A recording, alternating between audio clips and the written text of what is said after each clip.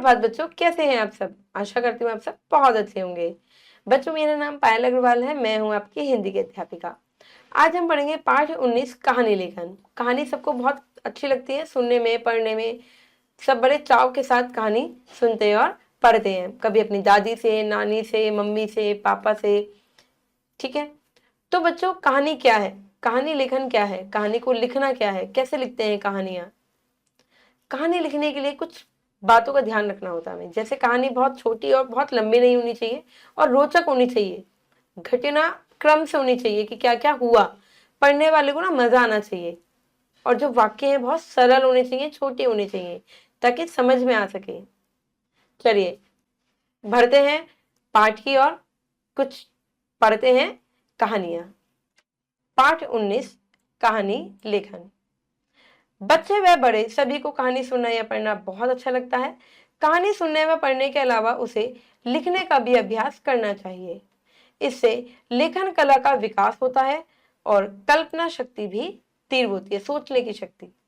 कुछ बातों का ध्यान रखना होता है बच्चों लिखते हुए कि कहानी की घटनाएं रोचक होनी चाहिए, कहानी की भाषा सरल और सरस होनी चाहिए, कहानी के वाक्य छोटे छोटे और क्रमबद्ध होने चाहिए, कहानी का उद्देश्य स्पष्ट होना चाहिए, कहानी शिक्षापद होनी चाहिए।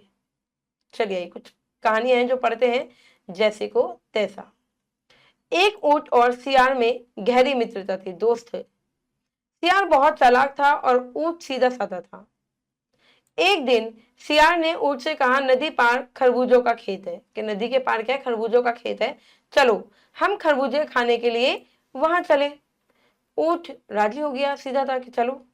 दोनों चल दिए। मार्ग में यानी कि रास्ते में एक नदी पड़ती थी।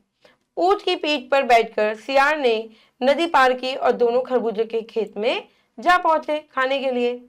रात अंधेरी थी, इसलिए रखवाली करने वाले किसान उन्हें देख ना पाए। जो रखवाली कर रहे थे खेती, वो देख नहीं पाए थे। सियार ने जल्दी जल्दी खरबूजे खाकर अपना पेट भर लिया और हुआ हुआ करने लगा। तभी किसान आ गया। सियार उन्हें देखकर छिप गया कि अब तो आ गया किसान, भगा देगा हमें, तो वो छिप गया। उन्होंने ऊंट को खरबूजे खाते देखकर उसे खूब पीटा। ऊंट मुश्किल से अपनी जान बचाकर भागा। अब देखो सियार ने क्या करा, सियार ने तो खा लिया था और वो फिर बोलने लगा जिससे किसान आ गए। ऊंट ने सियार को सबक सिखाने की सोची। लौटते समय सियार फिर ऊंट की पीठ पर बैठ गया क्योंकि नदी थी। जब ऊंट नदी में आया, नदी के बीच में आया मतलब, तब वह सियार से बोला, मेरा मन तो नदी में लेटने का हो रहा है। सियार गिड़गिड़ाने लगा, परंतु ऊंट ने उसकी एक न सुनी और बीच धारा में लेट गया। सियार नदी में ही बह गया। ऊंट ने सियार के साथ वैसा ही किया जैसा सियार ने ऊंट के साथ किया। उसने उसे सबक सिखा दिया, क्योंकि उसकी वजह से ऊंट पिट गया था, उसे मार पड़ी थी। बच्चों क्या शिक्षा मिली इससे कि दुष्ट के साथ दुष्टता का ही व्यवहार करना चाहिए। देखिए ये कहानी के अपना अपना काम, ये भी एक कहानी अपना अपना काम। किसी गांव में एक धोबी रहता था। उसके पास एक गधा था। वह गधे पर घाट से कपड़े लाद कर लाता था। धोबी ने घर का पहरा देने के लिए कुत्ते भी पाल लिया था। एक कुत्ता पाला था उसने, धोबी ने, घर की रखवाली करने के लिए। धोबी दुष्ट था। वह न गधे को चारा देता था, न ही कुत्ते को रोटी देता था। वो खाना नहीं देता था, मतलब दोनों जानवर इधर उधर घूमकर अपना पेट भर लेते थे, गधा भी और कुत्ता भी। एक रात धोबी के घर एक चोर घुस आया। धोबी सो रहा था, उसके कपड़े का गट्ठर पास में पड़ा था। चोर के घुसने पर गधे ने कुत्ते से कहा, जल्दी से भौंककर मालिक को जगा दो। गधे ने कहा, भौंको, मालिक जाग जाएगा, वरना चोर चोरी करके सामान ले जाएगा। तो कुत्ता बोला, नहीं मैं नहीं भौंकूंगा, चोरी करने दो, ये तो खाना देता नहीं है।